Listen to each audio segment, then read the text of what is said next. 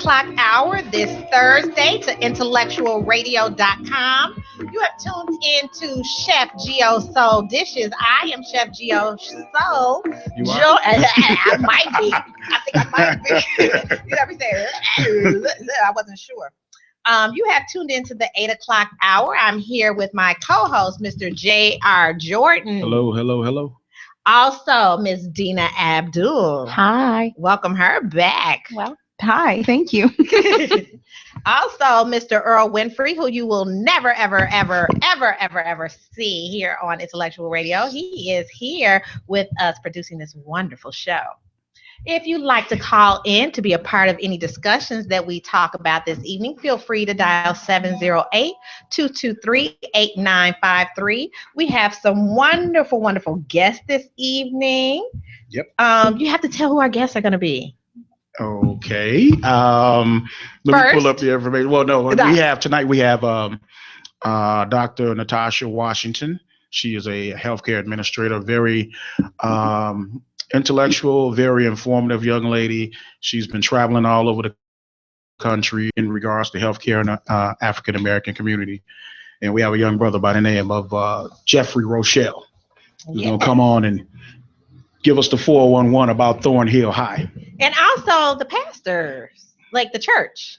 Didn't he do a church book, or is that coming? That's something that's coming up. Okay. That's some new stuff. Yeah. So we got two real interesting guests. I mean, we started off with no guests and waiting on guests and late guests, but now we have two wonderful guests this evening. That's right. My God. Things are changing over here. Oh yeah, we're trying to get organized. Now, if Earl just put some nice Charmin in the green room bathroom, then we'll be okay. Oh my God. So we might be okay here. This evening, we got a lot to talk about. Yeah, it's a lot going on. Yeah. Really like in politics and life, on the OJ, the people versus OJ. It's heating up, y'all. It's getting serious. It's really getting serious in fashion, and let's just begin our discussion. How was your week? What'd you do this past week? What week? This week went by so fast. I was so busy. You know, you say that every week. I'm serious. I mean, it's just blowing by. It's March already. Are you busy or productive? I'm both. Good. Because some people really get that confused between I'm busy and I'm productive. No, it's almost springtime, man. We just, Aren't you winter. excited though? Oh yes, because I can smoke outside now. Oh, okay. I can smoke cigars outside. So. Mm-hmm. Don't you miss the days of smoking inside? Were you a cigar smoker when you were able to smoke inside a facility? I sure was. Yep. Okay, I'm just wondering. So, don't you miss those days? You know what? Now that I think about it, no, because it was so confined and it was so smoky in those places back then. Mm-hmm. I like the open space. Okay. And the cigar lounges, the ventilation in them are pretty good. Most of them are pretty good. So they're just pulling the air right out. And as we begin to speak of smoking, we have to thank our sponsor this evening, which is Rojo Cigars, located in 101 South Chicago, 101 South Halsted in Chicago Heights. Also, we like to thank We Are Taxes. We're all to tax those taxes. People are getting the largest refunds ever. That's right, Mr. Byron Taylor doing his thing. Yeah, and also we would not be here if it wasn't for our wonderful sponsor, Grat Spot. Grat Spot says that no cash, no worries. As long as you download that Grat Spot app to your phone, you can leave a tip for anybody, anytime, anywhere. And I mean, that's from waitress to streetwalker to. Oh my God! Wait, how do you spell that? Right, she needs some help. She just ad-libbing to make it all commercial. He said anybody could get a tip. Go ahead. I can't. Okay, we're gonna start that over. No cash, no worries. Now you can tip anyone from anywhere, anytime. Download the free Grat Spot app, Google Play Store, free to tip, free to join. Is it Grat Spot? It's Grat Spot. Oh my gosh, I'm getting the walk. easy way to give and receive tips. It was implied. It was absolutely not implied. It said absolutely not implied. Anyone, anywhere. That's the implication. Yeah. You can take it as you like, but let's. I read underneath the lines. You of read the it and in words between them too. Yeah, and I know Earl. So Grat Spot. Yeah. It's GRATSPOT. Grat Spot app. Download that app. Okay, so what did you do? A lot of ripping and running, work mostly. Mm-hmm. I did get a chance to relax. I went to, of course, Rojo last night and hung out, did my usual weekly de-stress, decompress kind of thing. They said we can't have no meeting if it's gonna interfere with That's cigar right, time. man. Yeah, y'all be stressing me out. So, no, just a lot of work. You know, we got some new sites getting ready to start up at Liberty. So things are going pretty good. We have about 4 sites that's going to be starting in Kankakee. That's going to be another 400 kids a day. We're going to be feeding. Congratulations. So thank you. Yeah. So me and my brother, we're working pretty hard doing that stuff. Oh, I'll be able to get that awesome. $25,000 loan that you said as soon as you got. I know, my right? Goodness. Yeah. Right. Okay. See, y'all make that money. Ooh, I know. Oh, Lord Jesus, please help him, Father God. Only say it if you can get one through now. He been listening. Oh, good. So, That's Miss good. Abdul, how was your week? It was wonderful. It was actually, the weather was amazing. I wanted to be outside every day. Of course, that's not possible. But I was pretty much, taking care of the kids, taking care of home, and working. And of course, you got to hit the gym. Whether summertime is coming up, you got to get in shape. Yes, you do. And what are your children's ages? Oh, they're little ones, 7, 4, and 2. Wow. Yeah, they keep me Yeah, busy. mine are 8 and 10. That's yeah. exercise. It is. I literally don't sit down until a few seconds before bedtime. That's the only time. We have a caller. Yeah, it sounds Already. like we do. We have a caller. Mm-hmm. Girl, our phone is popping over here. We're always excited when we get a call here. So if you'd like to call and join in on any conversations, again, we have 2 guests, so we're going to have some interesting conversations this evening. But feel free to dial 708-223-8953 at any time during the discussion if you'd like to join in. What did you do over the week? Over the weekend, if you guys listened last Thursday, I sound horrible. But that did not stop me from joining into a partnership and starting to expand my business. Oh, good stuff. So I will be at Missouri.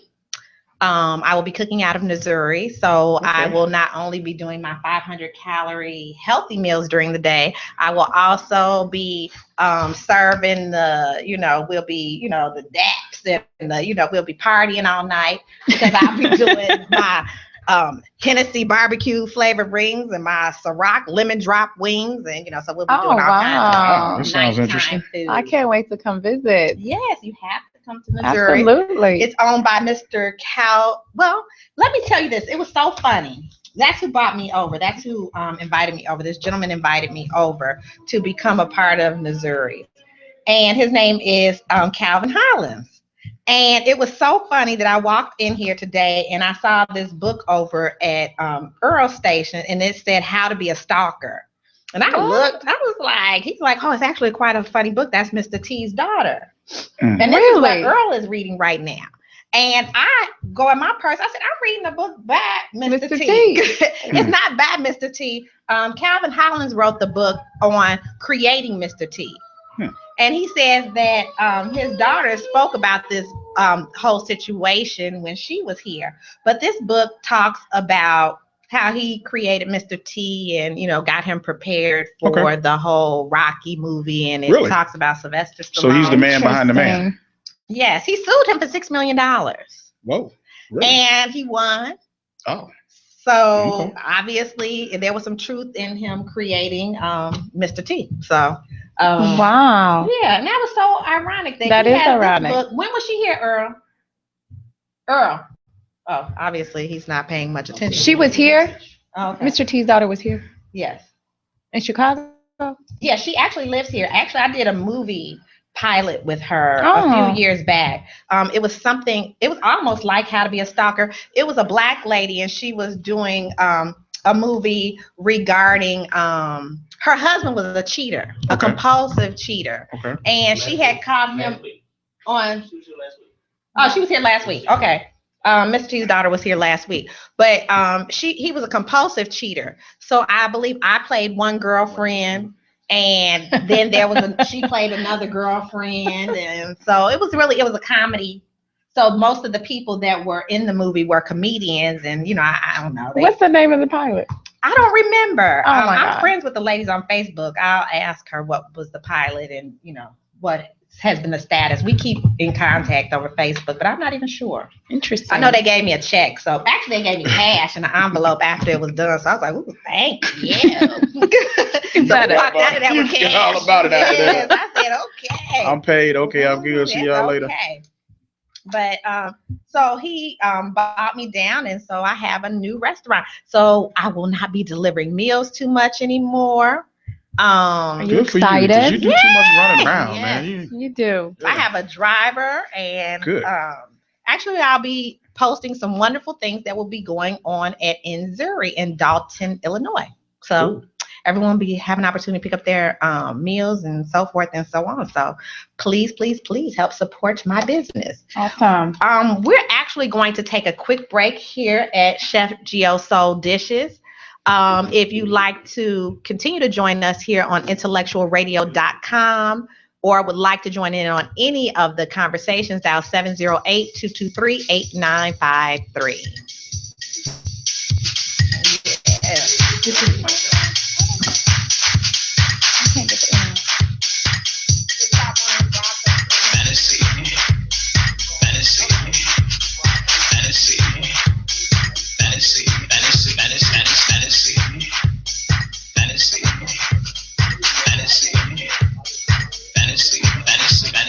Fantasy girl, you make my dream come true. When I see you moving, I don't know what to do. When night fading in, I can't help myself. I dream of you again. Don't you know I dream about you, girl? Fantasy girl, you come into my world at nighttime. You come alive. Don't you know I dream about you, girl? Fantasy girl, you come into my world at nighttime. You come alive. Visions of you, dancing in my brain, Oh, gotta let me hold you, You're driving me insane, I feel your hand, all over me. You feel so fine, baby. I wish you were mine, Don't you know I dream about you, girl? Fantasy girl, you come into my world at nighttime. You come alive. Don't you know I dream about you, girl? Fantasy girl, you come into my world at nighttime. You come alive.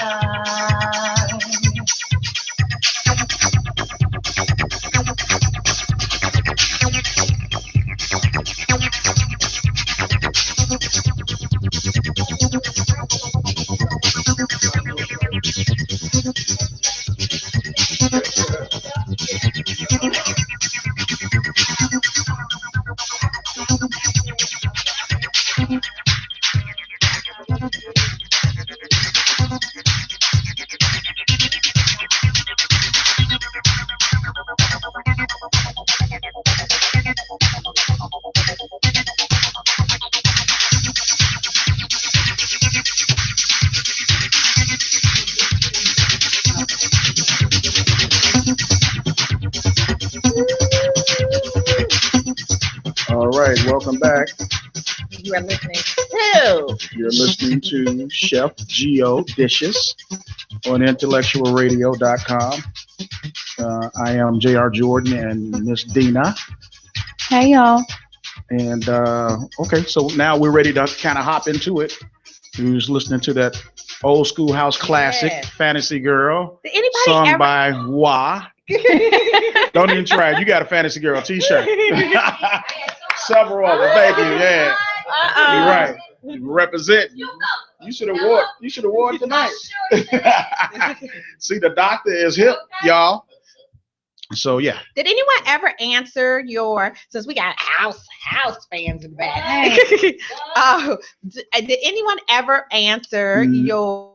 No trivia one Your ever trivia answered question. the house trivia question in Okay. regards to the Let's have it the name again. of the guys.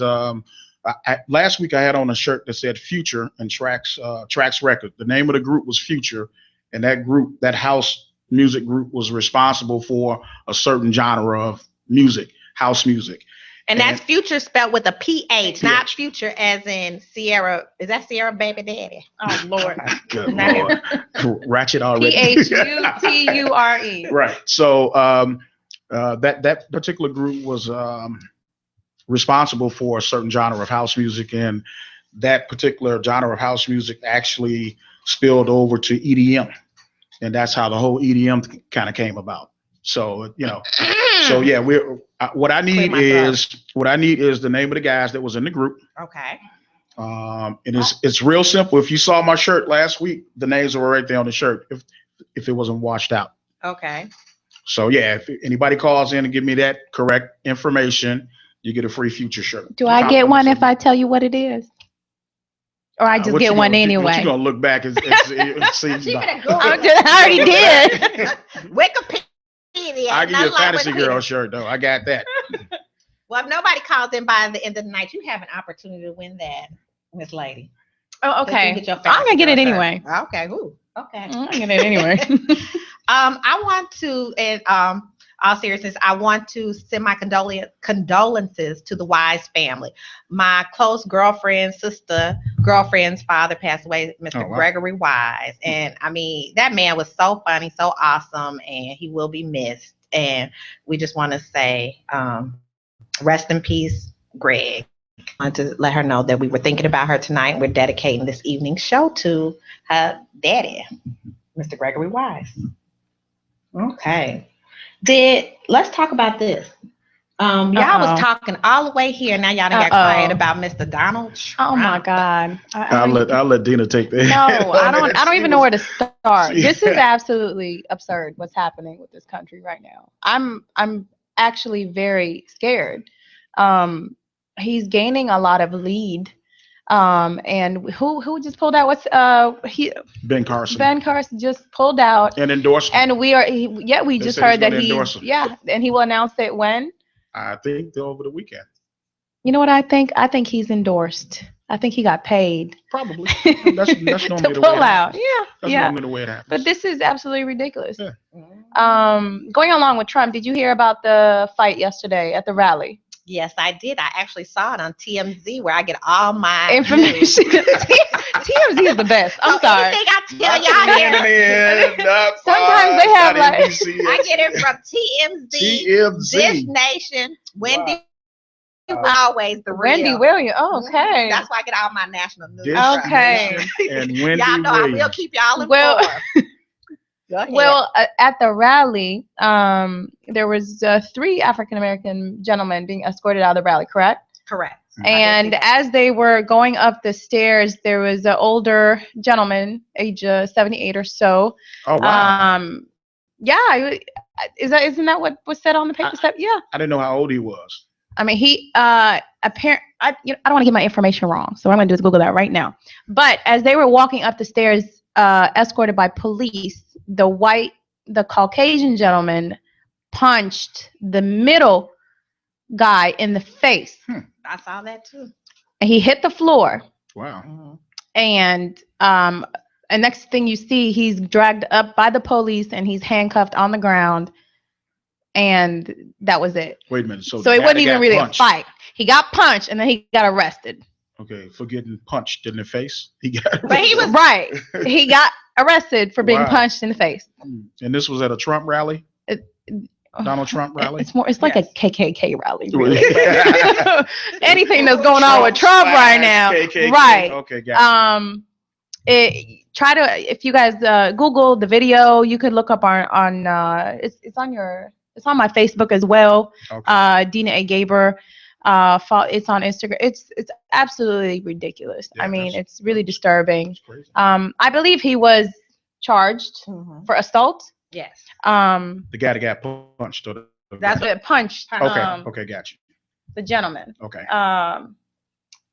But that's that with Trump and his Well, family. they say he breezed to victory in Michigan and Mississippi. Now, I might not look at the news, but every day when I go deliver food to this one high school, I got a purse full of Wall Street Journal. So I always read the Wall Street Journal because I get the newspaper for free. Okay. So I get some form of news every day because I go pick up, some Wall Street Journals. Like just when I come here, Earl happened to have a lot of these daily breads that don't nobody pick up. So I take all the daily breads, make sure I get some words.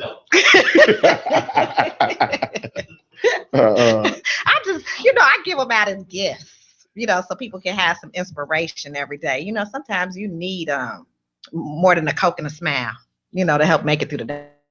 I agree. Mm-hmm. But they say he breezed by. Also, Sanders scores a Michigan upset. So Wait, how's he doing in Florida, you said? not in Florida. I said in Mississippi and in Michigan. He totally took a victory. How is this happening? I'm so confused. I don't know. Am I the only one confused? I think Trump.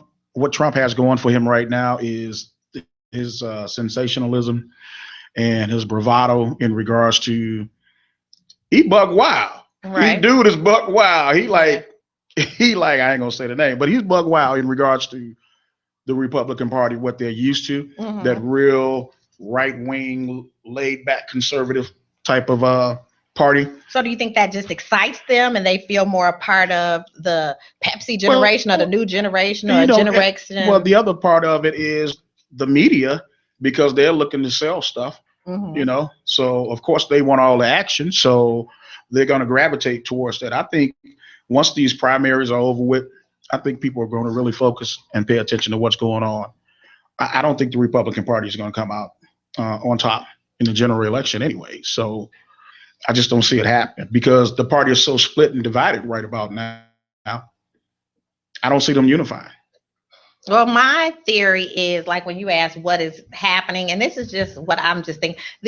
At 18, you're allowed to vote. So you have all these 18-year-olds that have grown up with a certain type of viewers are really getting into the politics of the world. Then they're looking at, his wife and Ivanka and The Apprentice and different things that they know about because it's been a part of their culture. And so why not go cast your vote and everything? Just for a reality TV person. I'm just telling you. I mean, that's my personal theory on it why, sells. he might be leading, especially if parents don't sit up and talk to their children about politics and they don't really understand it. All they know is because when I was in college, they was registering us to vote. You're right. All they know is TV. Yeah. But I mean, what can we do right now? People really have to ask themselves, what can you do as an individual? You have to really educate yourself on what's really going on behind the scenes and go out there and vote because these are the next 4 years for you. Mm-hmm. It might be 8. Yeah. I did not vote yet. Did you vote yet? Not yet. Okay, we're going to go vote together. Okay. Sounds like a win. That means, seriously, take your friends, go vote together, take your family members, take your kids. But really just be educated on what's really going on because this is the next 4 years of your life. What I didn't see, I mean to cut you off, what I didn't see was a lot of voters registration drives happening. You know what? It does look less than like last year. Last year. It's like dormant. With Obama. I mean, they're not saying, yeah. I'm like, what's going on? So it's like where are the clown community show. leaders? Where are the religious leaders? Where all the people that bang the drum and say, hey, get out the vote. You're right. Well, you have business owners. I have seen quite a few business owners who are endorsing certain politicians, and they are wearing buttons, and they're doing voters drives at their place of business, such as Mr. Earl Winfrey, who is asking everyone to get out and vote for Mr. Willie Wilson. Well, that's good, but endorsements are fine, but we got to have boots to the ground. Well, he walking around every day with his button and passing them out and telling everybody I don't see a lot of vote people doing for Willie Wilson. I don't see a lot of people doing that. It's so impersonal now, because we have access to the internet and everything's right here. Nobody's going out shaking hands and saying, hey, this is what my platform is. So, what is Mr. Wilson's platform? President soon to be possible. Yeah. Okay. And that's true. Okay. See, Earl said his platform, Mr. Willie Wilson's platform, he doesn't have a mic right now, is he's not a politician. He's just a person who cares about the people. So would you vote for Mr. Willie Wilson? I don't know yet. Okay. We need to know more. We need to know who more. won't you vote for? I know who I will vote for. Who will you vote for? And it won't be Anita Alvarez. Okay. I definitely will not be voting for her again. So your ballot will be punched for Miss Kim Foxx. Kim Foxx, yeah. Okay. Now, there is actually another lady that's in the race, Diane Moore. Mm-hmm. I'm not familiar with her. Again, no literature. I looked her up and didn't see a lot. And I haven't seen her in the Black community. So, I like to kind of touch and feel and see and get an idea, look a person in the eye and get an idea of, what kind of individual they are. I don't know if I told you. I saw Napoleon Hill, and he Harris. came. Harris. You told me. They sent her. I just know I saw that fat chocolate tall man over in Dixmoor. Harvey. No, he was in Dixmoor at the time. Okay, I'll tell you where I saw him at. I know where I saw him at. I know. And he came and gave me his paper and said, you're going to come out and vote and everything. And I said, well, I just saw you on the news and everything. And he asked me what channel. And I said, I'm not sure. I was just passing through, delivering my meals and everything. You were on the phone with me and you hung up on me. As you were talking, you were literally like, hold on, click. Because she ran into Senator. I heard all of that. Into the state senator. Wow. Okay, I was on the phone. I know I was because I was like, oh, I said, well, here, when you do your next, you should order some of my food. And then click. That's all I heard. Like, let me get your cards and stuff. Look, you looking so hard. She looking so hard. She forgot who she was talking to. She said, click. She said, hold on. I heard the whole conversation. And then she hung up. Okay. Because I didn't know what he might say to me. So I didn't, I sent her to Harris. He's good people. Yeah, he is. So.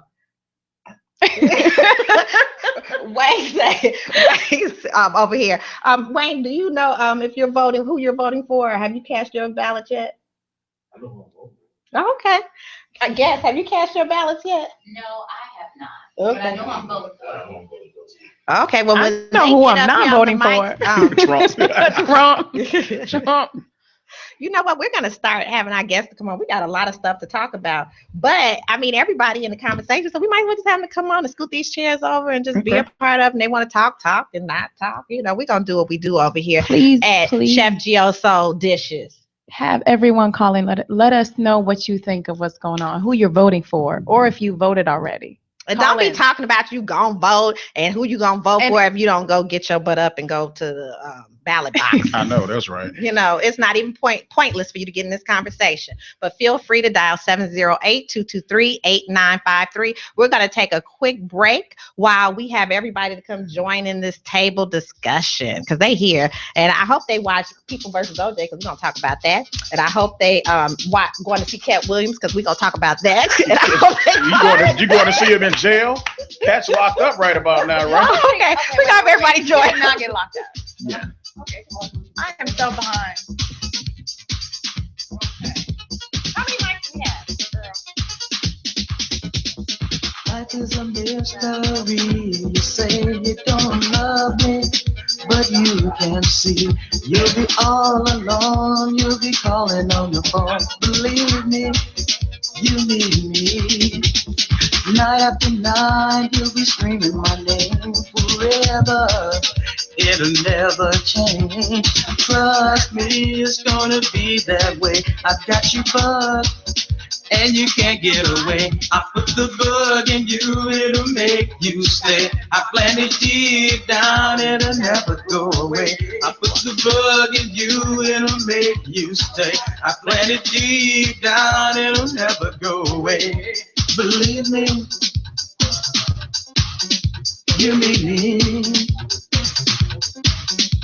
Believe me, you need me. You want me, baby, so come to me. I don't need you, but you need me. The soul of your love is bound to me, baby. You will never be free. Feel my power taking over you. It's too strong. You don't know what to do. You got to give in, 'cause you can't win. Don't deceive me. You need me. I'll put the bug in you, it'll make you stay. I plant it deep down, it'll never go away. I put the bug in you, it'll make you stay. I plant it deep down, it'll never go away. Believe me, you need me. Believe me, you need me. Oh. I put the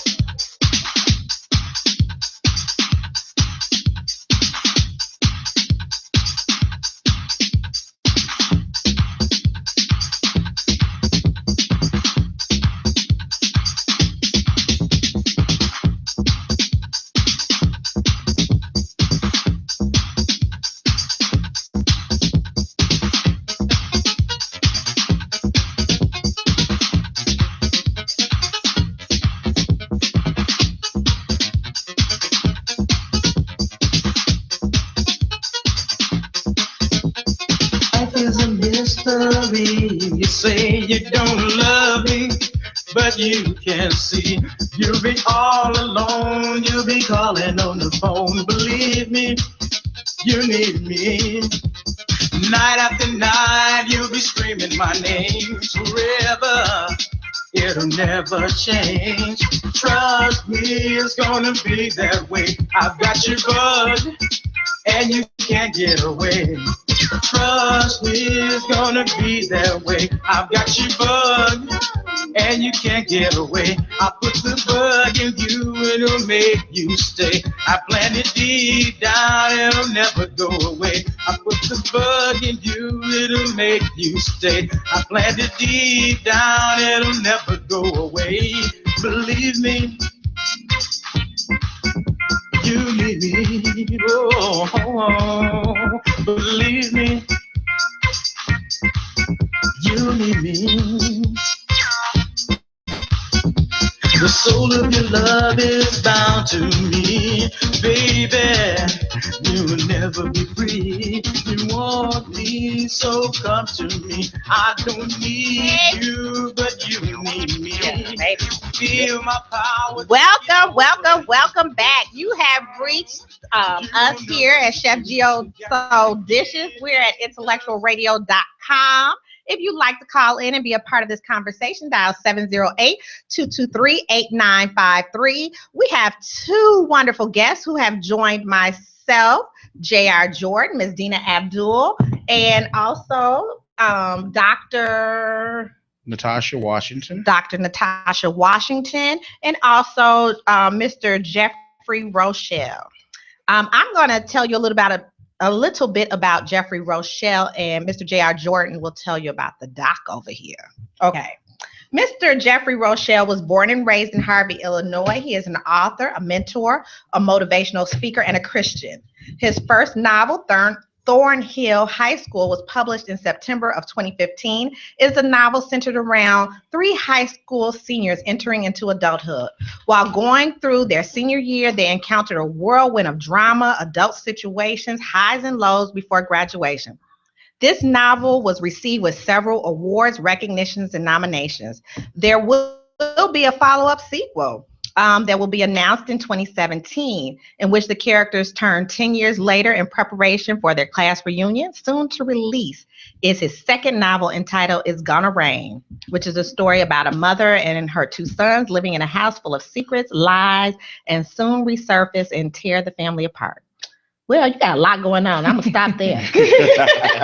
Welcome. Okay. And you got that other bio ready for me? Okay. It's kind of slow. Okay, well, he is getting his stuff together. I want to ask you, Jeffrey, are you, what's your status? Are you single, married, dating? Wait a minute. We're not asking about the book. That's part of the book. Being a player? That was so straightforward. Right now, I'm single, just concentrating on me, writing and doing what I need to do. I was in a relationship for 1.5 years, and it's been 2 years since I've been out of it. So just doing me right now. Okay, nothing wrong with that. Mm-hmm.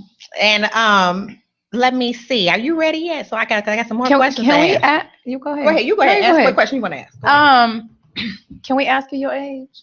I am 34. Okay, great. Why? No, we need to know these. No, we need to know these young brothers' ages writing these wonderful books. See, he is really. This is my show. You have to remember that. Okay. How long have you been writing for? How long have you been writing for? I just actually started writing when I published Thornhill. It was something I always wanted to do, and I finally made that dream happen for me. So good for you. Good for you. Well, how did you know you really wanted to start? When did you feel like it was? From growing up reading. Growing up reading books, I knew that I wanted to become an author. So that's awesome. Yeah. And your favorite book? My favorite book? I have so many favorite authors, so I can't really say I got a favorite one. There's so many. But what was the last book? Who's your favorite author then? The last book I read was what's the name of that book by Kawan, and I know Kawan personally. Kawan Foy. He writes a lot of gangster lit.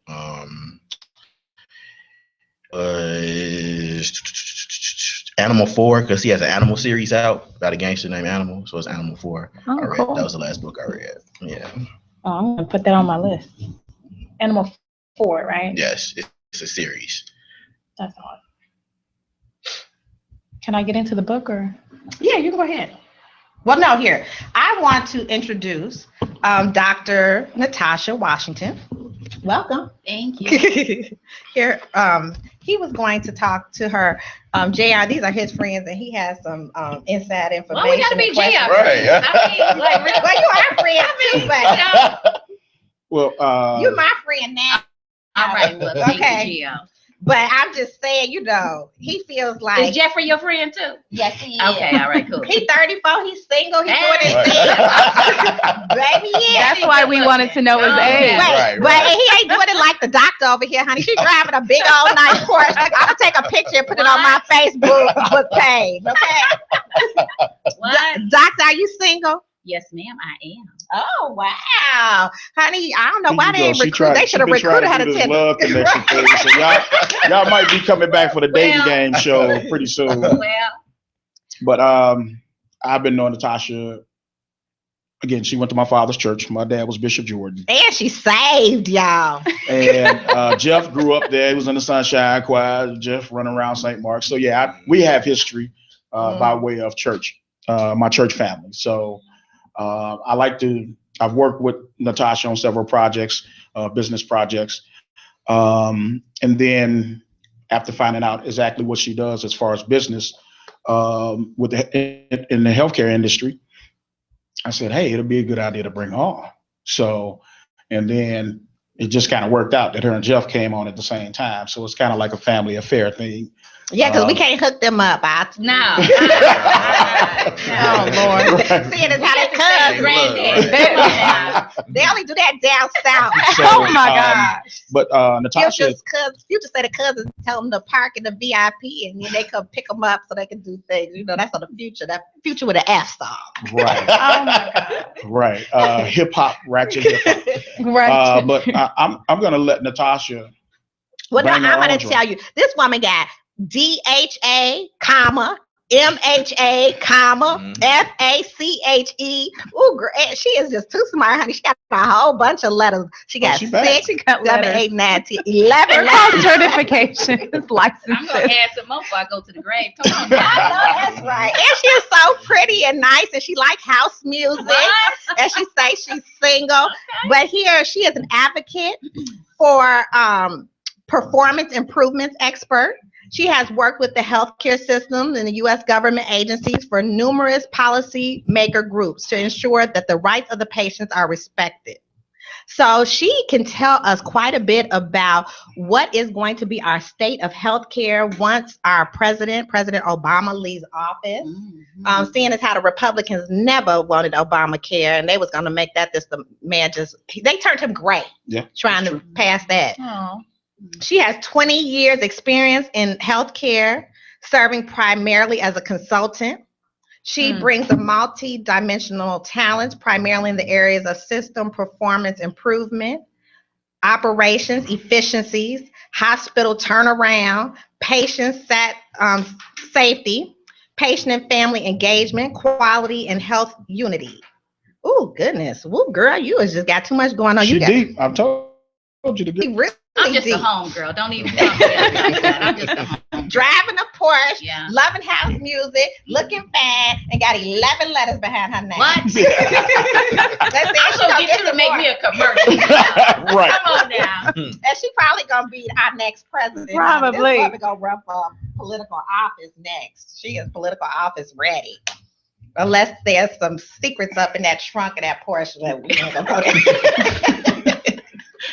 But no, seriously. My laptop is freezing. Go ahead. You can seriously here. Go ahead. Okay. You can look at mine. So anyway, a question that I have in regards to healthcare in African American community.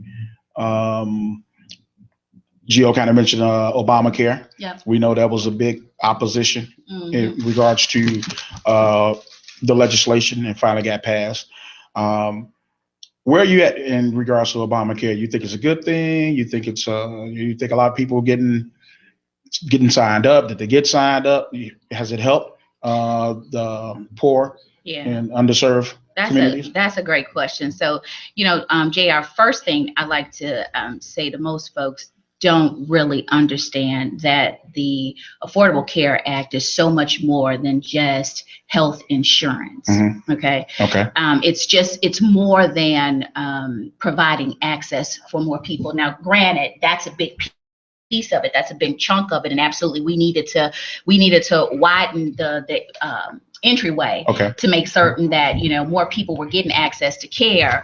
But there are so many issues that our president has really dealt with within the Affordable Care Act that the average consumer doesn't even know.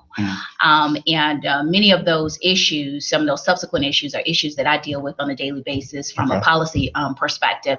For example, I don't know how many folks in this room know that close to about 500,000, somewhere between 500,000, about 900,000 individuals are estimated to have died from preventable medical errors in our hospitals, in our health systems. Oh, wow. And so that says that we have a quality issue in our health system, right? So it's not just about access; it's also about quality. And I like to paint pictures because it's easier for people to really understand this. But think about what happened when the real estate bubble took place, right? And anybody who's a homeowner or you're buying a house now, you know anything about real estate, you know what the most previous, I'd say about 12 years look like, right? And so how inflation basically impacted our mortgages at the end of the day. You had people who couldn't sustain their mortgages because of that bubble, because of the inflation it had to. Well, the same inflation is happening in healthcare. And so we really need to get some controls around our costs and our spending in healthcare. And so the Affordable Care Act also addresses that. So the Affordable Care Act is not just a piece of legislation that opens the door for many individuals who absolutely needed care. That is definitely a mandate that we needed. But over and above that, it's cleaning up our healthcare system, because when you compare what's going on in the United States to other progressive countries, what you find is that we spend more, but our quality is less. Okay. Absolutely. And so because of that, we needed a piece of legislation like the Affordable Care Act. So I'm all for it. Okay. So from an infrastructure perspective, you're saying that it's like we've been held together with duct tape? Basically, yeah, basically. We don't have, so there's a lot of kicking and screaming right now. If you remember when Secretary Clinton attempted to accomplish healthcare reform, when former President Clinton there was a lot of, and it was because they were trying to figure out, how are we going to do this? Because at the end of the day, it means that people have to kind of come off of some of the things that we're just so accustomed to, meaning payment structures. You might be getting paid $1,000 today for a procedure, but when this is all said and done, it might go down to about $600. And is that a good or bad thing, right?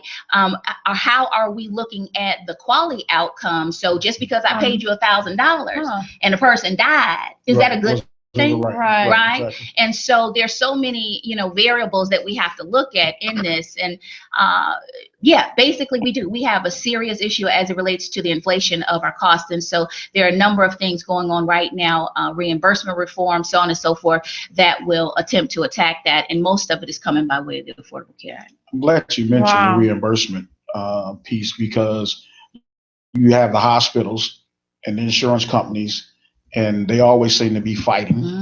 And then the patient is kind of like, we get caught in the middle. Right. So we're right here. Right. And the hospitals, the insurance company is pushing them out the door. Yep. And the hospital's trying to hold on so they can give them another aspirin for $30. So the reimbursement piece is so crazy, the way it happened. So that's interesting. I have a girlfriend whose dad is hospitalized right now, and I can tell you that another friend of mine actually is with oversight. To get that doctor to sign off on getting him back into the hospital.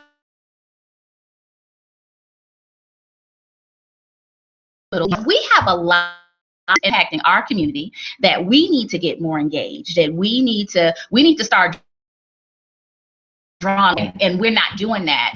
And that's really where my voice comes in from a policy perspective, to make certain that our voices are heard. So I agree with that, because it's insulting if somebody take me to Jackson Park. You might as well just leave me on the corner. Lord.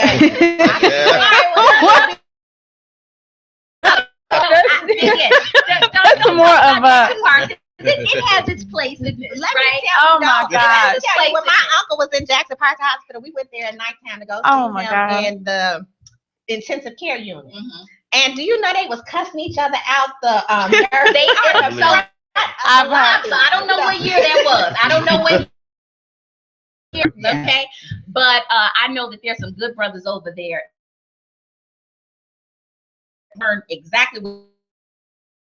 We gotta set expectations. How do we to them? I mean, I have some friends. I get them friends, but I like them. My business, so I say they are really nice. I'm just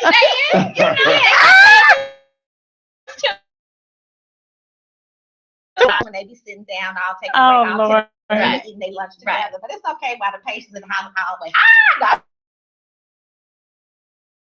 Gosh, oh my gosh. It's so funny, but we laugh at some of these issues, but we really have some real issues going on within our communities, That's and true. in particular in the facilities that care for the people that live in our communities. And to my earlier point, we just need to get more active and really voice it. We need to start asking for, so many times we feel uncomfortable when a doctor's talking to us and gives us a particular diagnosis or is telling us, here's what you need to do, X, Y, and Z. We leave there like, we don't ask questions. Right. They are not God. And forgive me, I'm not, I'm not taking that away from them. What is that you know your body better than anyone. Yeah. And so you have to partner with your clinician. You have to partner with your clinician in order to get the better. They're just not stepping up. So we have some work to do in our community as well in terms of our behavior. Well, I'm gonna That's tell you, true. I'm a You're totally absolutely different correct. type of patient. I'm gonna tell you the story. We're talking about something very serious, but I have to tell you my experience. Oh, Lord. Okay. This is when my son was a lot younger, and I was a single mother at the time, and I was suffering from dehydration, and I literally could not get up off the floor at all to even take myself to the hospital. So I couldn't even really walk into the hospital. And I just was down, period, not even water. So I go to the hospital and everything, not able to even, really take myself to the hospital. His aunt came and picked me up. And when she came to pick me up to take me to the hospital, we get to the hospital and everything. And the lady was trying to stick me. Now, I already have small veins, and by me being dehydrated, they were very, they were small. So And so she kept trying to prick me, and the lady had an attitude because I said, "You can't prick me no more. You can't draw no blood. Obviously, you don't know what you're doing." So then she get another lady. So then the other lady come in and say, "I heard you're a difficult patient," because that lady did not know what she told her to get a smaller needle. Your friend, but she don't want to do what I want to do, and she can't stick me no more because she's not about to kill me up in this hospital. So then they had me labeled as a difficult patient from the very beginning. So I was like, okay, cool. And these are all white people and everything, and I'm in Dallas, and I'm not with my mama and no family, and I'm checking myself into the hospital. So then I go into the hospital, and the doctor starts to see me and everything. And they tried to give me, they were going to do IV and everything. And at the time, I didn't have any medical insurance. And I was like, but by that time, because everybody was acting like I was the difficult patient, and then they were talking about giving me an IV. I said, I don't want no IV. I don't want nothing. I just want to go home. And they were like, ma'am, you couldn't even get yourself here. I said, I will figure it out. I couldn't walk. I couldn't move. But this was during the O.J. Simpson trial, which is so funny. I was like, and then the doctor was like, well, man, we have to give you an IV. He was like, put a sedative in there so we can give her a sedative. I said, but you ain't going to get paid. So why are you trying to help me? I don't want no help. I just want to go home. I just want you to leave me alone. Give me the phone. So I call my mom and everything. The lady's like, just calm down. It's going to be okay. It's going to be okay.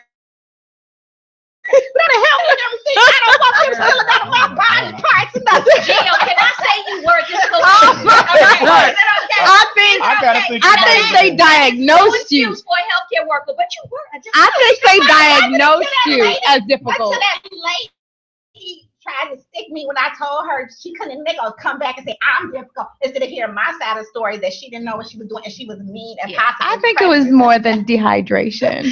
I think there was a lot going on at that time. She needed a 72-hour Right. Y'all are not about to treat me. So then she rubbed me, and then they started putting that IV in me. Oh my God. Like, it's gonna be okay. It's gonna be. I said, but do you understand why I don't want to? I said, all of y'all, and I said, doctor, do you want to get money? You want to get money? I said, you better go treat somebody. I think their diagnosis. We laugh about that, but there's a big national push. So one of CMS's, so CMS is the Center for Medicare and Medicaid, which is the largest payer in the world. They are who funds our Medicare and Medicaid programs.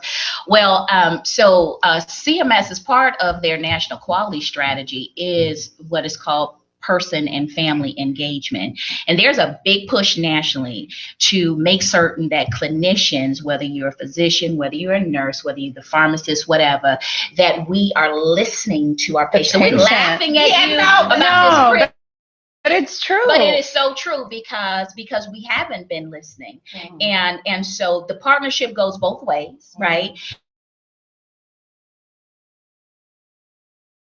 How are we performing as it relates to patient family engagement? So I mean, it's a funny story. But to be honest with you, there's a big national push to make certain that clinicians are actually listening. Because it becomes routine. It absolutely it is an issue. It is an issue. So when when a patient's saying, "Hey, listen, I got small veins.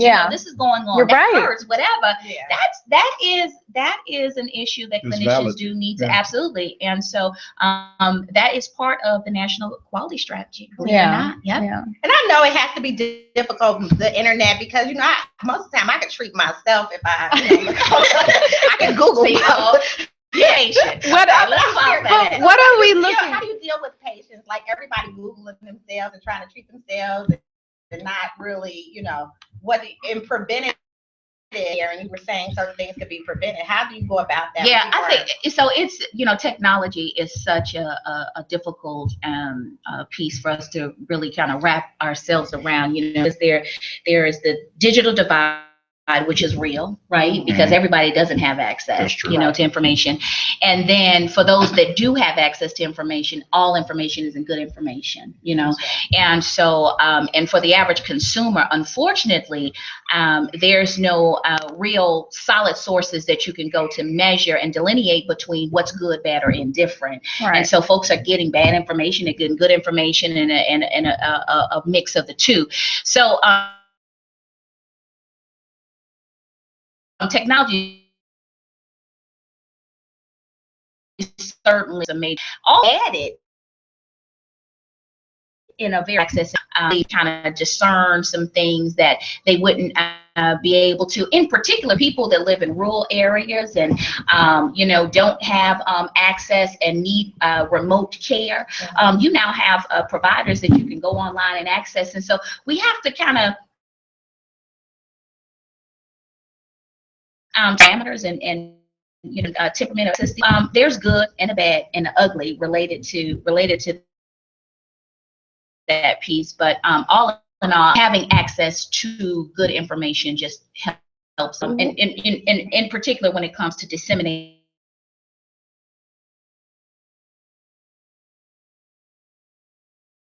So there's you can go to Leapfrog. So Leapfrog, you can go group, which is online. Leapfrog group actually on quality indicator. So any hospital that you think you might want to go to, they have a score, and they score A, B, C, D. So you can there to understand whether how this particular facility ranks. There are a couple other resources that are available, but I would start with the organization like Leapfrog, where you can go to. We know that it's quality information, it's been vetted, and then there's some drill downs once you go to that website in terms of being able to look up particular physicians and things of that nature. But Leapfrog group is published a report card, a national report card on all hospitals. And so a source. Now I do like Christ Hospital. I have to say that. I thought Christ, they were really excellent. I'm telling you, Christ was so good to me. Is Christ a sponsor? No, but they. I had a very good experience at Christ Hospital, and that's just the truth. I was in there for 9 days, and they treated me very well. So, Tosh, what are some of the things that we can do at the grassroots level in regards to healthcare and making sure people understand what happens at a doctor's visit, what's supposed to happen at a doctor's visit, or even the emergency room situations. Because, we have a lot of, that's another burden on the healthcare structure, is a lot of stuff is preventable, And because it's, people don't, for whatever reason, go to doctors, get checkups, whatever, they end up in the emergency room, and that's a ton of money that comes out. So, there's no magic wand to call this up. It's going to take us a little while, but I can honestly say that there's a push.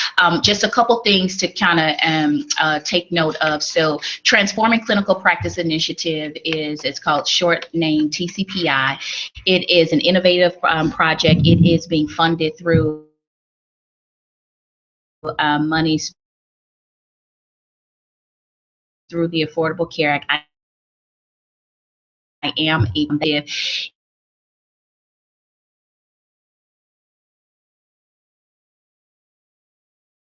It's is to management component happens with settings, so that and there's a quality, but also to control costs, lower costs, etc. And it's all what we need to start sounding the horns about is Wendy's.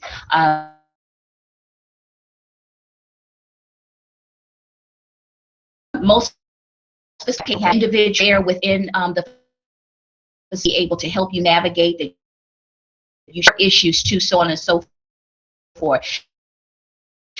And so active polls issues, ranking healthcare. I remember when I was first coming through this, one of my mentors told me that, there's a one-to-one relationship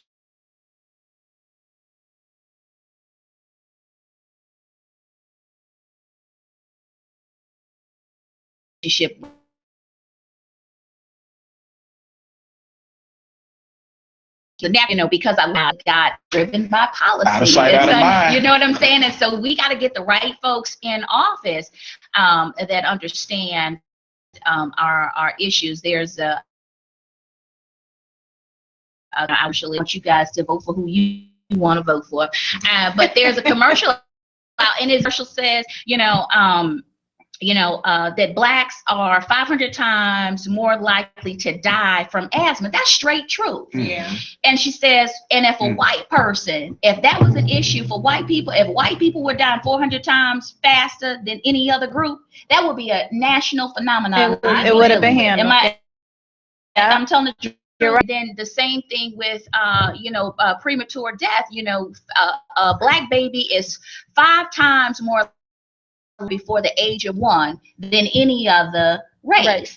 Okay. Yeah. I'm working on a stroke project, and stroke is the 5th leading cause of death in our country, and African Americans and Latinos are disproportionately impacted by it. Right. But so yeah, shame on us, because there's certain amount of responsibility that we have in terms of behavior and all those things, and we got to clean some of that up. But also, we need to be looking at the right people that are going to make certain the right types of funding go to the right places to support the right programs, because this stuff is not new information.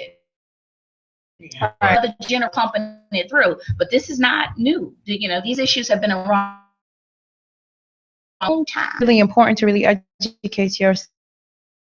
And you can take care of yourself. There's a lot of preventative methods you can take to reduce the amount of issues you're going to have as you get older. So it's just very important. The other thing is, speaking of awareness and education, today is the National Women and Girls HIV Awareness Day. Today is the Rock the Red Pump. It's the Red Pump Project. It's a nonprofit organization that really focuses on raising awareness on women and young girls on HIV and AIDS. It really encourages each female out there to go and get tested. So happy Red Pump Day. Another issue in our community, meaning the Black community, that has some real astounding numbers in terms of its impact, in particular African American women. Yes. And so we really, like I said, we need to take on some ownership in terms of educating ourselves and getting out there to court in terms of who, we bring into office. But we also need to JR's earlier point, when you were talking about, what can we do from a grassroots perspective? When we're in these health systems, we need to be, to my earlier point, we need to be raising our voices about our insult level, about some of the issues that are going on. And I just want to make a real quick note, and Jeff, nobody's saying Jeff and I cousins. I didn't want to talk about it. I thought I did say that earlier. It's a family affair. I thought I did say that earlier. And I know it's Jeff's turn to talk. Wait, did you guys know you were coming? Well, duh. That makes sense. So the point is that it's important lineage. You understand what I'm saying? Because and say they have some good genes. Because you can't call one out a superstar without understanding. Oh, no. This stuff just happens in the family. We only deal with superstars. We only 20 more minutes. We are not I just want to send that quick shout out to the Washington family. Yeah. But anyway, and they do got some pretty jeans over here. They both got some nice white teeth. They got some nice white teeth, some nice pretty skin, honey. They both beautiful people, and they single now. Remember that, honey. I want to date y'all. Want to call commercial for me? I promise you. Right. I promise you. Oh, Lord.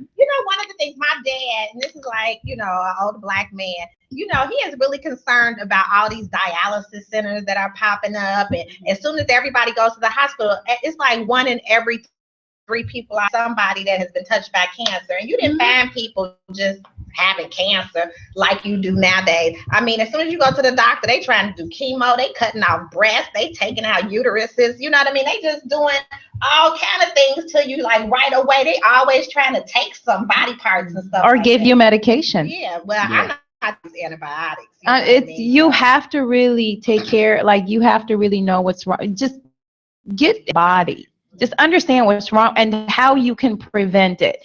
But it's legitimate. Let's just get it straight. Well, let me say it is a legitimate issue when you're talking about the rates of cancer. That's right. It's a legitimate issue. We talk about the rates of cancer. It's a legitimate issue. Which other one we talk about? The dialysis. There is not diabetes. So there is not a Diabetes, disease state, a condition that you have called out that we are not disproportionately impacted by in comparison to. You don't go to other neighborhoods and see dialysis centers on every single corner. Yeah. You find liquor store, dialysis center. This also goes for restaurants. That our diabetics are more likely to be an amputee. So you're more likely to have. Absolutely. And I'm not talking about your feet, just saying, people getting, I ain't see as many houses like that I know personally. But here's the thing, Jill. What I'm suggesting is that either we can continue to know that these are the issues, or we can continue to draw a line and say, you know what? Exactly. We need to.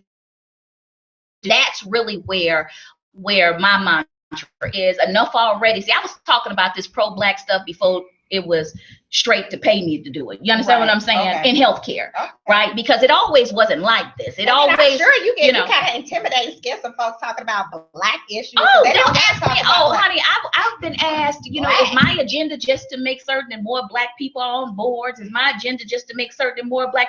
Well, yeah, but over and above that, my agenda is to make certain that we all have equal access to quality outcomes. Period. At the end. Right. So if we're impacted by the same disease state, my concern is to make certain that we both have the same resources and the same opportunities to be cured in the same way and to restore some quality of life. But I want to share this quick story with you, and I share it across the country because it just really is kind of the catalyst or my springboard to my sense of urgency around these issues.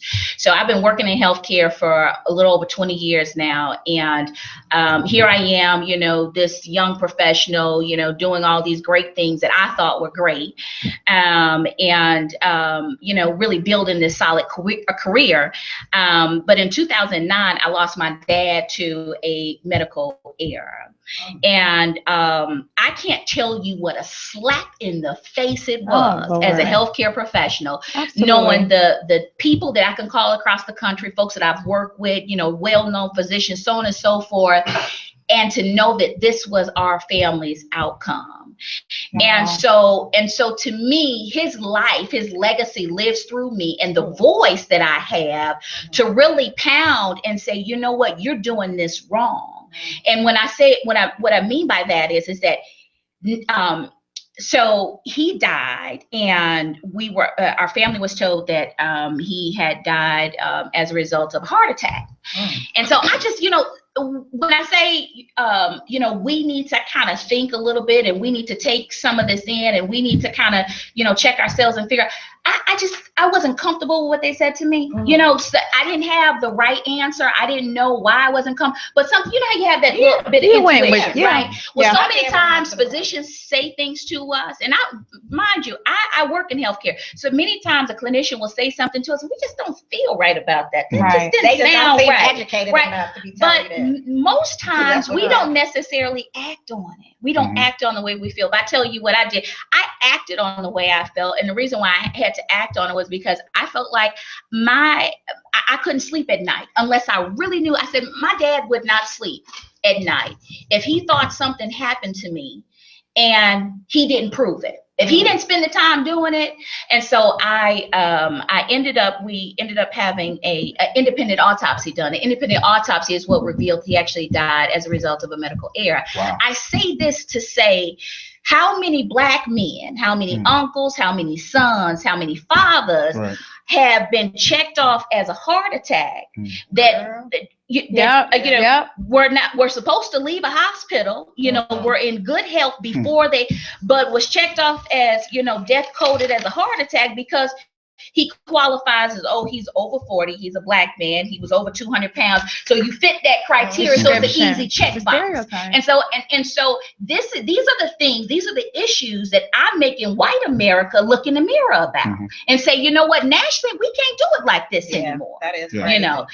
And so in this journey, I've met other people along the way that have been impacted in similar ways. And so I say it again, we have to draw the line and begin to say, you hit my insult level. I'm tired, And it's so crazy that you say that.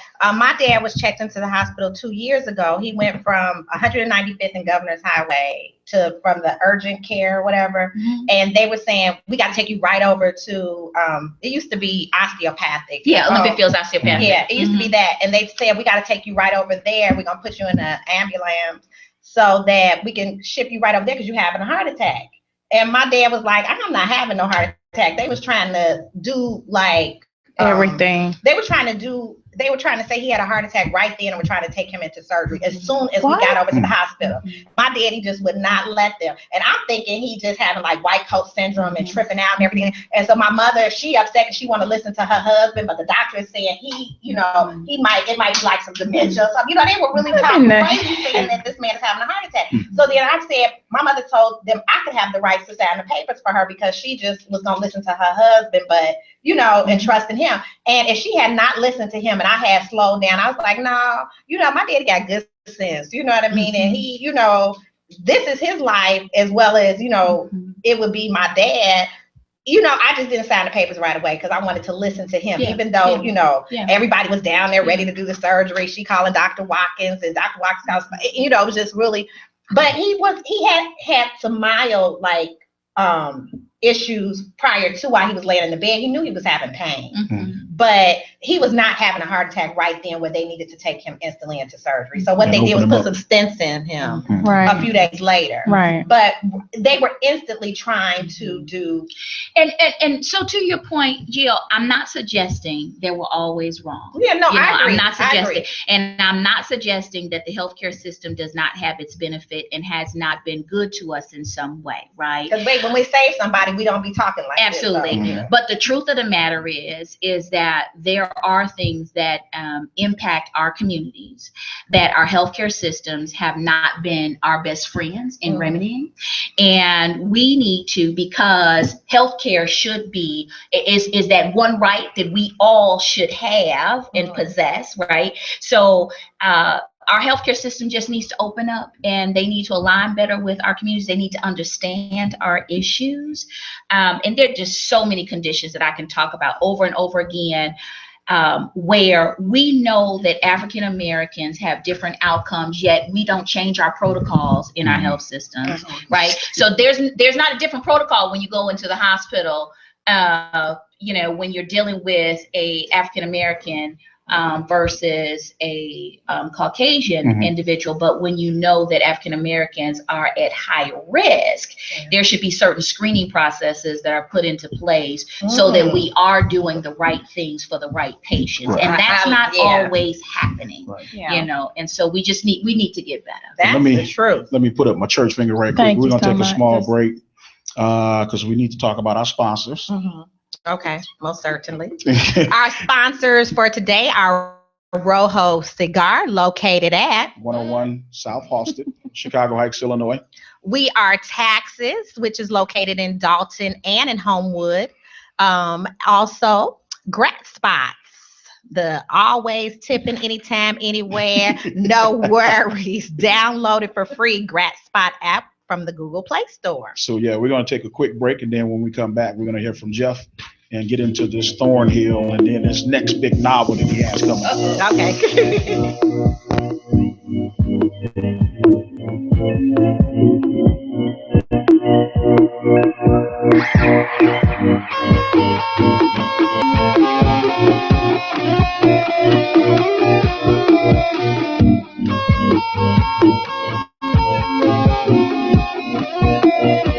I wanna put you in the mood. We got all damn night. I wanna do this right. Girl, let me set the table. Whatever's on your mind, girl, put that thing aside, 'cause I'm about to take over. Ooh, yeah, I see you dancing. Like the way you move it. You ready for some action? You ready for some action? I can't wait for your reaction. Like this, do you like that? Let me cook you dinner, best night you ever had. Bed filled with flowers, bubble bath waiting. Damn, you so bougie, girl, but ain't nobody hating. Girl, you so bougie, so bougie, so bougie, but ain't nobody hating. Girl, you so bougie, so bougie, so bougie, but ain't nobody hating. Bougie, so bougie, so bougie, ain't nobody hating. Girl, you so bougie, so bougie, so bougie, ain't nobody hating. Girl, you bad and you know it, but I don't mind. 'Cause it's your love that I want. I want your lips on mine, touching me, loving me all the time. It's your night and it's all about you. I hope you don't forget about me. I need your body better so I can please you better. Never mind. Do you like this? Do you like that? Let me cook you dinner, best night you ever had. Bed filled with flowers, bubble bath waiting. Damn, you so bougie, girl, but ain't nobody hating. Girl, you so bougie, so bougie, so bougie, but ain't nobody hating. Girl, you so bougie, bougie, so bougie.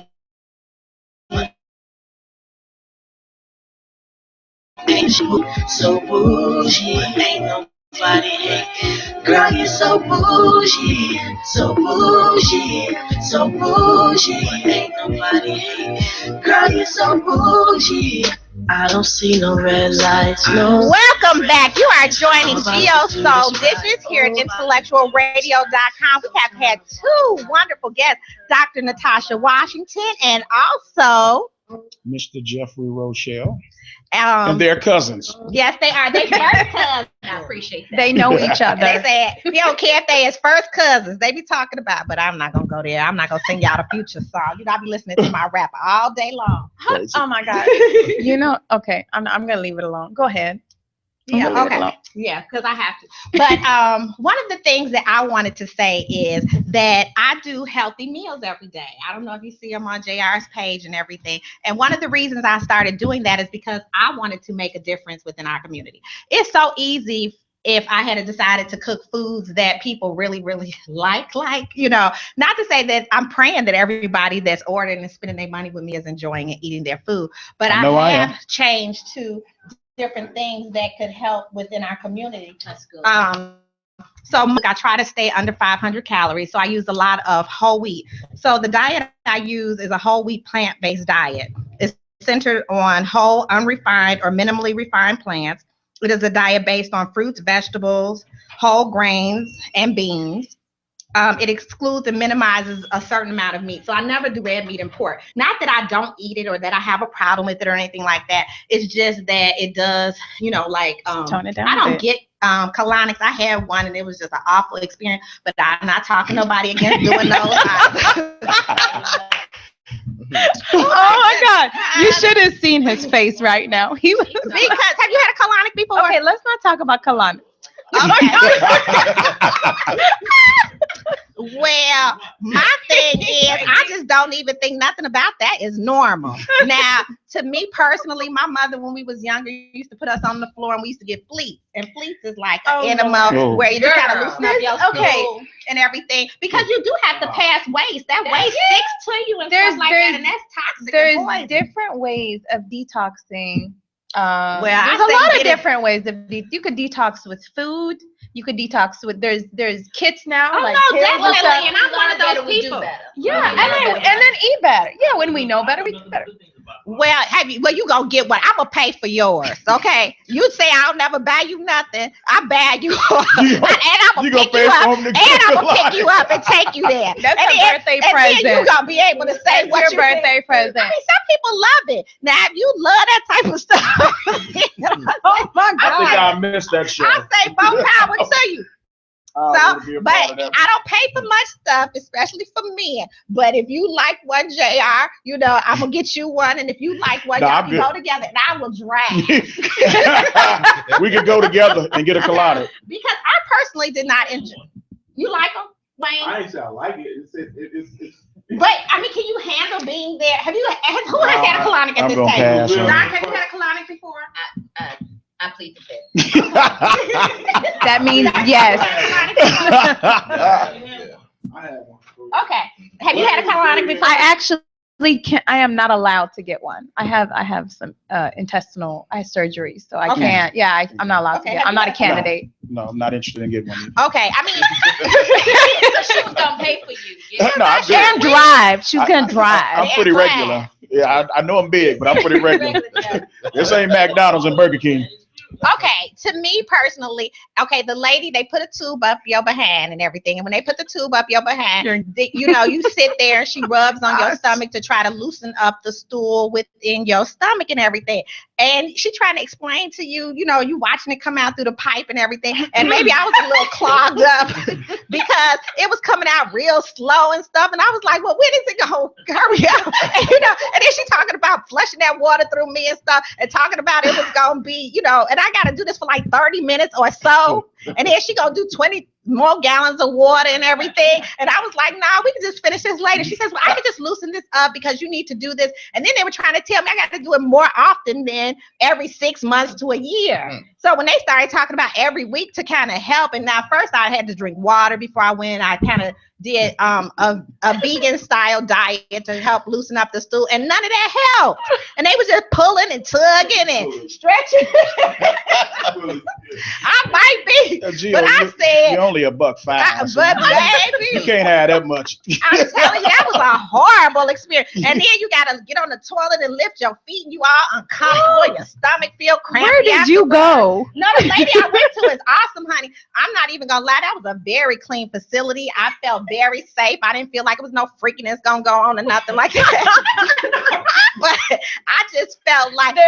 an Elaine on 75th, and my girlfriend Sarah swears by Elaine, honey. So Elaine is her doctor. That's her MD. Okay, maybe we And can then- have Elaine come in. Yes, I will. Yeah. There's a lady on 86 who's very popular Do you too. have to be a real doctor? 83rd. Absolutely. No, they You not. gotta have some kind of Wait, certification. don't you have to have? You don't have to You, be, are you I don't think you have kidding? to be an MD, but you have to have some kind of certification. Yeah. Yeah. Right. But They're not regular. Right. Huh? No, I said they are licensed and certified, but they're It's good for the Lord body. have mercy, I know you- It's good for the body. So first of all, let's qualify. I am a researcher. I am not a medical doctor. But she got 11 letters behind her name. Go However, ahead. with 11 letters. behind my But name. everybody. However, I will tell you that there is a lot of literature that does not support clinic. Wow. So, I didn't But see then that that's comment. and the reason why I feel that that's the Really? case, and I'm not taking away. I just say doctors pay a lot of money to go to school, and then for somebody that don't really have to spend that kind of money, this is my personal opinion. You know, they spend a lot of money to go to school, and then have somebody they want to just clean you out and everything, and then they become your herbalist Literally, and your okay. doctor. You know, that can kind of mess with them because doctors already are paying high the insurance. bills. I'm preferred sure way the- to do it, to your point, the preferred way to do it is a natural way. A natural over way time. Yeah. over And so time. that's the preferred. Them good old It's veggies just you be like making in it them takes a meals. long bit of time. prune Yeah, juice exactly. And Right. all that. Yeah. But So- this is what I do. So that's what I was saying. I do a plant-based and whole grain diet. You know, I would like to make everyone a vegan, but since I'm not, I do understand. But I do like to try all kind of vegetables. So every day I try to make the food as colorful as possible because we first eat with our eyes.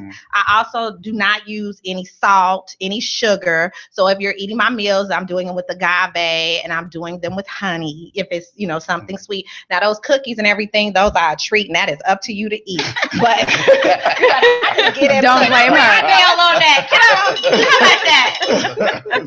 Because I know it's hard out here. You know, my parents, you know, I cook and I leave them a meal, and those meals be lined up in their refrigerator. They be ate some rib tips, and some Italian beef, and some fried chicken, and everything. And I be like, Mommy, Daddy, why y'all don't eat that? They won't eat the blackstrap molasses. They won't eat them chia seeds, you know, because we changed. Me and my brother, my mother, I had bought us some coconut oil because there's a new study on the miracle of coconut oil and all these things that coconut oil. She says, well, if y'all could be a doctor, these doctors wouldn't even get paid. Y'all got all these natural cures. You know, my mom be going for none of that.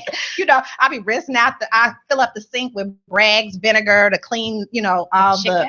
No, not for chicken, for vegetables. So I like put it in there to rinse all the bacteria and all the, you know, pesticides off the vegetables and stuff. Yeah. And my mother just like, ooh, she said, you couldn't cook them greens no longer. What about them carrots? Why they so crunchy? You know, I'm like, Mommy, I'm trying to leave some nutrition in the food. But I really do feel that, I mean, and Dr. May I ask you, does it start with the diet? Oh, yeah, absolutely. definitely. Would that stop us from running to the hospital so much? We really, and yeah, myself included, we really need to focus more on our diet, you know, for a number of reasons. The weight management component of it, to your point about, you know, getting proper nutrients. So absolutely, diet is fundamental. Yeah. And I do plan on giving you guys more nutritional tips, like with the okra and, you know, And you know, another good point to your some of the points that you were made about, you know, things that you do with our foods, that is so critically important in our community. In particular, when I think about you know, our diabetic patients, you know, we many physicians, we you know, they send them home with, you know, here, follow this diet. A diet. Yeah. And it's just a strict, very bland diet.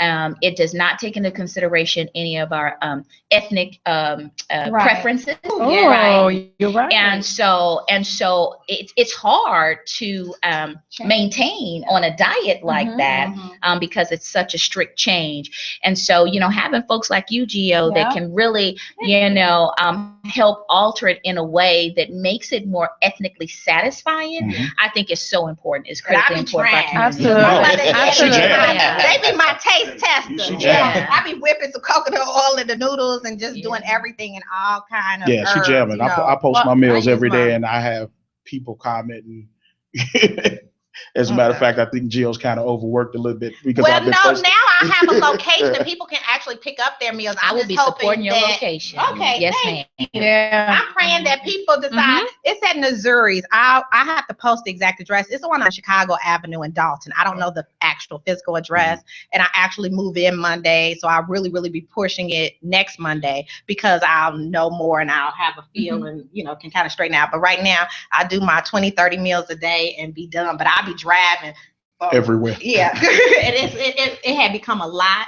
But I feel a responsibility. If people want to eat healthy, I want to help them to eat healthy and try to do the right thing and, add some vegetables. Jeffrey, it's your turn. Right. Your turn. Got all these women around you. We got a tag team. Go ahead. Just a little bit about your book, your old book, your new book, your coming book, and, some stuff about you, too. Okay, Washington family represent. Right, what up? Right. Well, my first book, Thornhill High School, is based around 3 characters. It's a spinoff of my high school days when I went to Hillcrest my freshman sophomore year, and I went to Thornton my senior year and graduated. It basically came apart. I started drafting in my junior year of high school, and I want to say that my best 2 years of high school were my junior, especially my senior year. So a lot of the events and things are based around what I encountered in high school. Is that when you got some when you was a junior? Is that I'm glad this is internet radio. Oh my God. I see it when you got some. Down and just gonna go right there. But no, that's fine because the book is not. A lot of people thought the book was for kids, and it's not. I have a lot of things. My mom actually was kind of like, okay, you kind of went a little overboard. It's supposed to be about high school kids, but he's getting buck wild. Right.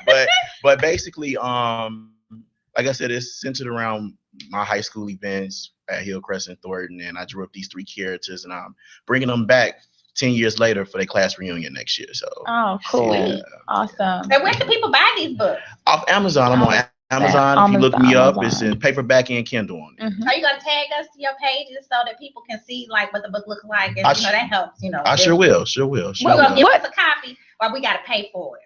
Give us one to share. Support the black. We're going to support. We're gonna support. We're gonna support a black brother. Yeah. I just wanted Thornhill. So I actually had some. Okay, do be going quick. So. What was your high school? Year was my freshman year. I wasn't focused. I only had, and it's actually a shock that I came by the grace of God. I came on my senior year because my freshman only had 2 credits. Hanging out with people that I didn't need to be hanging out with, and it was by the grace of God that I got out. Were you causing havoc to family for the family? My mom was. She was real. Really? Yeah, because I wasn't focused. And Is that why you ended up in 2 high schools? No, we actually wow. We actually moved to Hazelcrest when I was 12, 13, and then we ended up moving back to Harvey and going into my senior year. So you were ready for Harvey World. That made you feel better. All my old friends, yeah. So I didn't have any problems with Thornton because all my old friends I went to elementary school with was there. So. You know Clyde Brown next? Okay, that's one of my friends. I hear about your age. He a barber in Harvey. Oh, okay. You go all up and down 147th Street. He'd been to 5 barbershops since I didn't know him. Oh, wow. From one end to the other, all in Harvey. So I just was wondering. Go ahead, Jared. What kind of question? Go ahead. When are we expecting the next book? The next book will be out June of this year, 2016. June. Okay, cool. All right. We're We're gonna be looking out for that. It's edited, finished, everything. It's going through that right now. Okay. Yeah, that's what's going through right now. And that's kind of like the reunion piece, the follow up to Thornhill. No, this is It's Gonna Rain. It's the story with the mom and the 2 sons. Oh, okay. Yeah. Now, what's the one church thing you was telling me about? You kind of kicking around a little bit. Is that still in the works, or where you at with that? And you said in the book. No, the pastor. Something about pastors. Something about the church and you got something about pastors in your book? Jack? Yeah, my next book. Yeah. Actually, we're causing family issues over here. Yeah. But he said his dad represented a good pastor. The only reason I brought it up because he gave us some good shout outs to the Jordan family. Oh yeah. Okay. making sure. All right. You're right. Yeah, actually, the pastor that's in my first book, and he's coming back in my second book, really, really heavy, is dedicated to JR's father because he was so inspirational. All right. In my life. Good job. Wow. You do know, That's like exciting. every customer that I have that went to Dr. Jordan's church has that to say. I mean, y'all all grown and stuff like that, and everybody just remembers Dr. Jordan as being a part of their life. What made him so special as pastor? I'm just curious because I swear everybody. Yeah, well, so for me, he was a visionary. Like he was a visionary like none other, and he could see things in you, right? Yep. That you couldn't even see in yourself. And Wow. and not only would he see, but he would help birth that out of you. And so And all y'all I remember, no joke, one day. So I always had a strong interest in politics, always loved politics. And I'm just strolling around church one day. Yeah, come on in here. He pulls me in the office. He calls the governor up on the conference call. Now get a piece of paper and a pencil. And I'm just sitting there listening to, and he's going over, this legislative bill. You remember what was it, 405 legislative bill? Was it 405? When oh gosh, I'm losing the exact numbers, but he was going over this, piece of legislation, this proposal, with the governor. I'm sitting there thinking to myself, what have I gotten myself into? So he wasn't just a visionary in terms of, seeing what was inside of you, but he was also that man that was going to help birth it. And I could never understand how you could have 6,000 members, 8,000 members, and literally know everybody's name. And you try not come to church. Oh, you try not come to church. You think you 7,999. You come, don't show up. Really? Yeah, we'll call you out that pulpit on the mic. Oh yeah, you better show up. Was it difficult growing up in the Oh household? no, it was fun. It was good like that. Yeah. I was kind of like the black sheep of the family. A lot of my father's sermons was about me. Really? Really? Yeah. He telling the truth. I was the party. Oh, I was the party dude. I was the She party dude of the family. co-signed.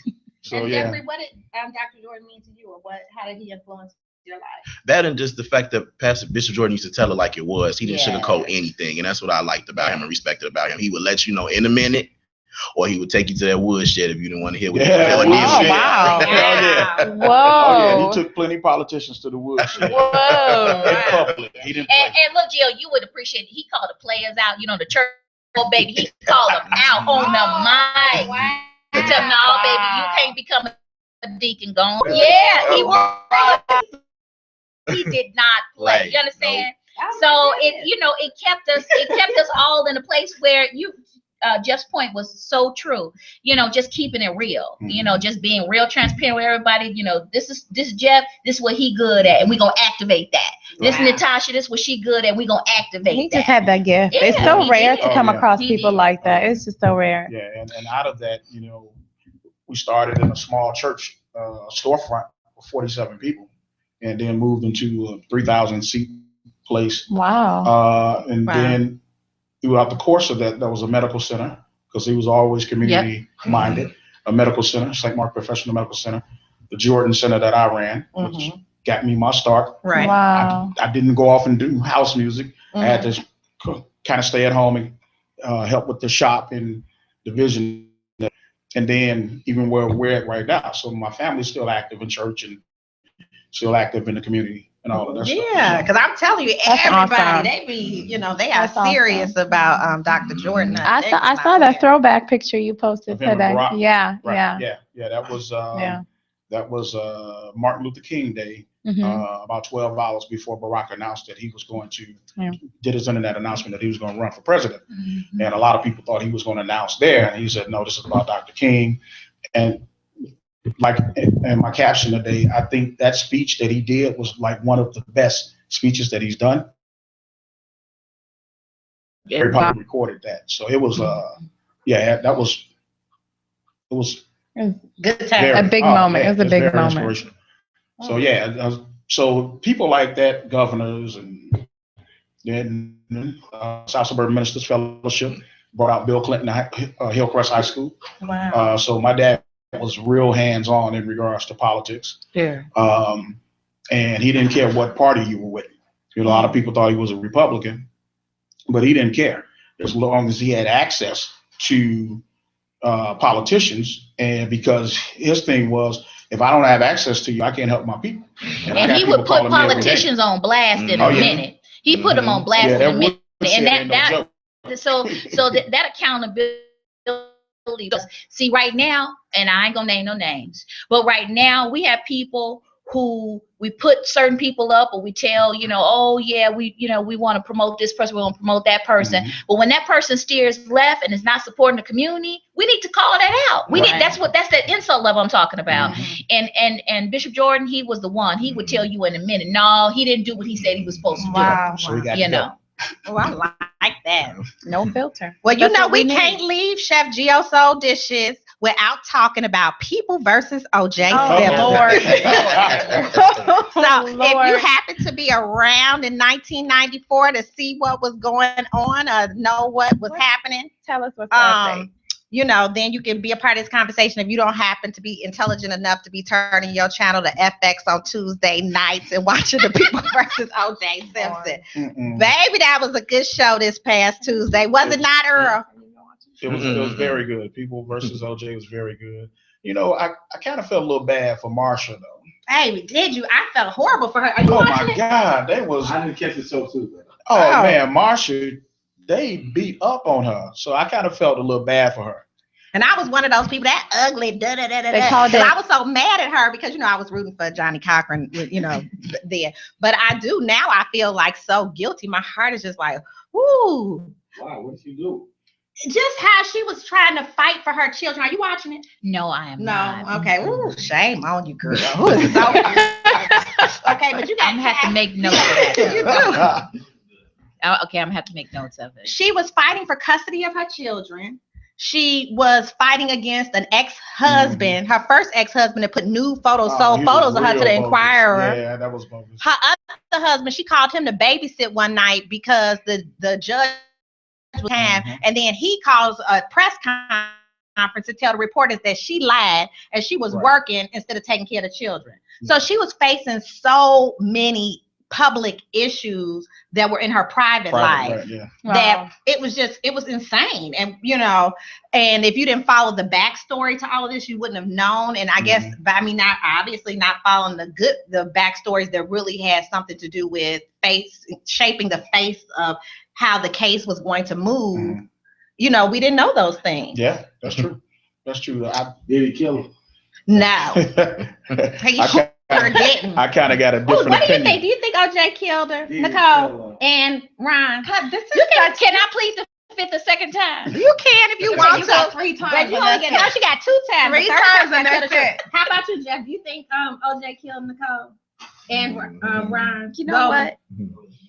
He did not. Hey, and wait look, a second. We cannot. God knows. knows. Wait a second. After you watched this past episode, what did you think? Now tell the truth, shame the devil. The more I watch it, the more I'm kind of thinking like, maybe he might not have. No, if he didn't, he knows something. Okay, so let me recant my fifth. That's what I believe. I've always believed that from day one. Have you guys ever watched the documentaries that the old videos of O.J. himself? We ain't saying he ain't narcissistic. We not saying that he's not crazy. All of those things do apply. But I don't think he's intelligent enough to have killed that woman and that man. But he knows exactly what happened. Okay. Because he was scared. White folks chasing him, and he No. You don't run because you scared. You don't run. That's just it. He was guilty. Well, if a whole bunch of white folks start chasing me, I'm gonna run just like a blowjob. Maybe he was high. Maybe he was high. Yeah, that's possible. He was getting this party on, Jack. I was like, wow, really? He might have thought he was getting in trouble for something else, so he took off running. There's the same. Right. I mean, just to beat somebody. Wait a second, Johnny Cochran, that came out too. Johnny Cochran beat his first wife. But he paid her off though. And he paid her off. You hear nothing else about that. He's like, hey, I just sold this building. How do you know Johnny paid that woman off? He gave her the building that she had been begging for. You called me and you had whooped me all these years and ain't nobody cared and offered me a multi-billion-dollar bill. I'd be like, this all right, forget it. It's the past. The black I'll take it. You know, this risk, nothing a little been gay ain't healed helps, you know. I just want to know, did Jeff get any thoughts about his next book from all this commentary going on? That's what I'm wondering. But Darden, honey, what did you think about Darden hitting that? He is gonna hit that. Marsha Clark. Yeah, they hooked up. I kind of got the feeling they hooked up. I kind of got the feeling they hooked up. You crazy. You might not. You don't have no game, so you wouldn't have got it. But he obviously has some game. He got that. They did that. They seemed like they were starting to, get a little bond going outside of the courtroom situation. Well, we thank you so much. Next week, we'll be talking about Cat Williams along with Simpson. Yeah, because I'm going to see Cat Williams on either the 19th or the 20th. Somebody surprised me. I'm going to see me some Cat Williams, honey. Yes, honey. She gonna go visit him. And he need a girlfriend now. They say that girl quit him. You know, the girl from Love and Hip Hop Hollywood quit him. Yes, she did. They said the SWAT team came in, had guns in her chest. She said, "Oh she no, got scared. no, I would have quit too. I've been up there." So she quit him. So Cat Williams needs a woman. We gonna have a wonderful, wonderful weekend. It's gonna be warm here in Chicago. With a K. We gonna have a warm weekend. Y'all put those guns down and you stop the violence. Y'all increase the peace this weekend because we gonna have some fun out here. You know, I enjoyed our guests. We have to thank Dr. Washington and thank Jeffrey for coming on this evening. You guys were absolutely wonderful. Thank you, Wayne Reed, for stopping in. He said he's going to be a co-host. We don't see, honey. He's sitting back there now. So as long as he want to sit back there, that's fine. More room for us. Thank you, Mr. J.R. Jordan. Ms.